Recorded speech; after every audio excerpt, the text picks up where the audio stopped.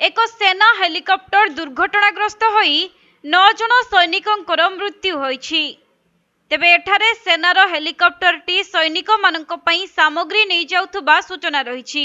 आउ एक ग्रामीण अंचल रे एहा क्राश होई जिबारु सेही हेलिकॉप्टर रे थिबा समस्त 9 जन सैनिकों मृत्यु होईछि। मिलिथिबा सूचना अनुसार उत्तर कोलंबिया रे सेनार हेलिकॉप्टर एपरी भयंकर भाबरे क्राश होईछि।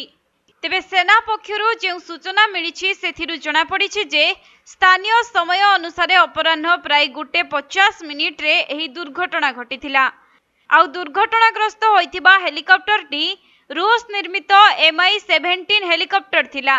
यह प्रायतः सैनिकों को नेबा आनिबा करिबा पई एवं सामग्री जोगाण पई व्यवहृत हेउथिला।